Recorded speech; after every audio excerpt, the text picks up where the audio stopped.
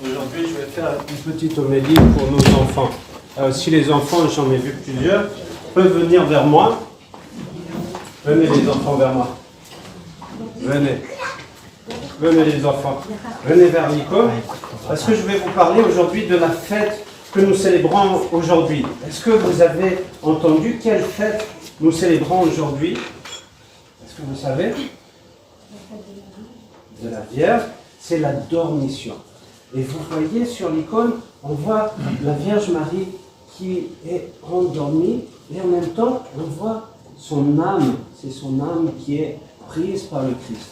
Et en fait, hier, je lisais l'histoire par rapport à ce qui s'est passé à la fin de la vie de la Vierge Marie. Parce que, en fait, si vous écoutez, si vous lisez les évangiles, on ne parle pas beaucoup de la vie de la Vierge Marie. Elle était toujours très discrète. Elle écoutait ce que le Christ enseignait, mais elle était toujours en retraite. Et à la fin de sa vie, elle a pu voir ce qui s'est passé après la résurrection de notre Seigneur Jésus-Christ, quand il est monté aux cieux. Et vous savez qu'est-ce qui s'est passé? C'est que les disciples, les apôtres, on appelle les apôtres, ont été envoyés dans le monde entier pour proclamer la bonne nouvelle, que Dieu est venu pour nous sauver, chacun d'entre nous. Toi, moi, tout le monde.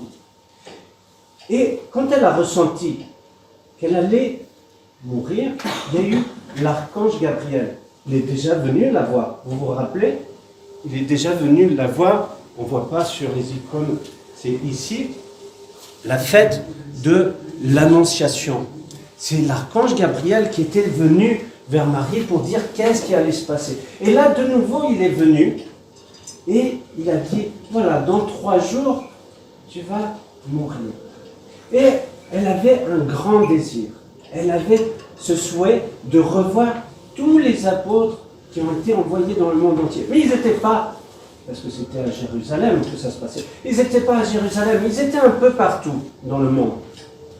Et juste avant, peu de temps avant de mourir, on nous dit, c'est Saint Dimitri de Rostov qui a écrit cela, qu'elle était dans sa chambre, et tout d'un coup, il y a eu comme un sorte de tremblement de terre, tout cela, et Dieu a fait que tous les disciples qui étaient éparpillés dans le monde soient réunis auprès d'elle. Elle était tellement heureuse de revoir ses apôtres.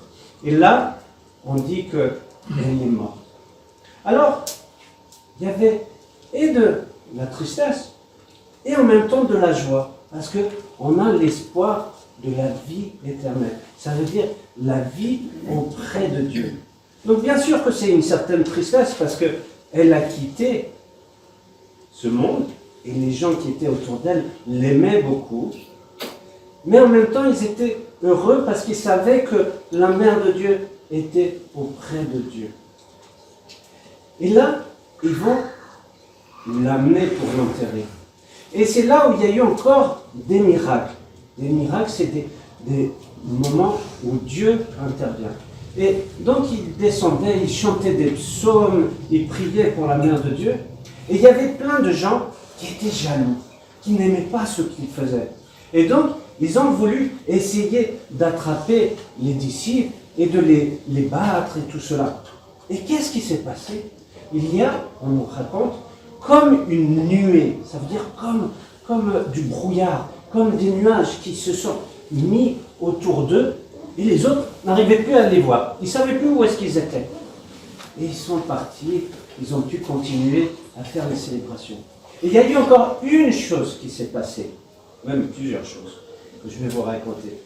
Il y a eu quelqu'un qui a quand même réussi à aller vers ici on verra mieux sur cette icône-là, quelqu'un qui a voulu aller et puis pousser le corps de la mère de Dieu. Et qu'est-ce qui s'est passé?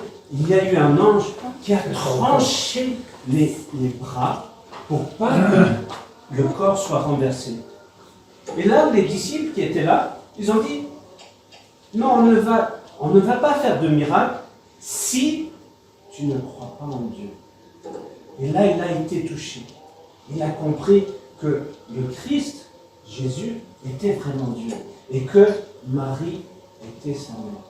Et il a eu cet élan de repentir. Ça veut dire, il est allé, il a dit pardon et je crois en Dieu.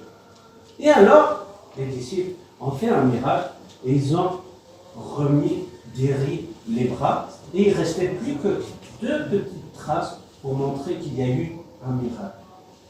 Ensuite, ils ont enterré la mère de Dieu. Et il y avait une personne, en fait, dans les disciples, qui n'était pas présent. C'était Thomas. Et Thomas était tellement triste. Il est arrivé, il a dit, oh, je n'ai pas pu embrasser la mère de Dieu, dire au revoir, je suis tellement triste. Alors les disciples qui étaient là ont dit, bon, alors, pour te réconforter, on va ouvrir la tombe pour que tu puisses lui dire au revoir. Et ils ont ouvert et il n'y avait plus le corps de la mère de Dieu parce que le Christ l'avait déjà pris.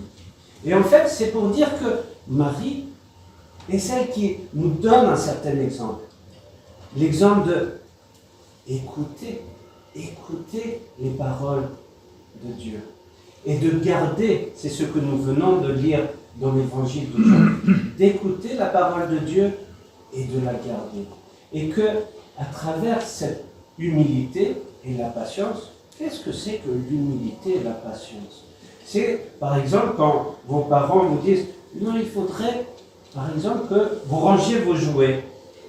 Et là, il faut avoir un peu de patience et de l'humilité et dire, oui, d'accord, je vais ranger. Et pas dire, non, je ne peux pas faire ça et tout cela, et être contre cela. C'est de faire, et ça c'est le plus important, la volonté de Dieu. Alors les enfants, écoutez toujours l'évangile, lisez l'évangile avec vos parents et mettez en pratique ce que vous entendez. Et bonne fête à vous.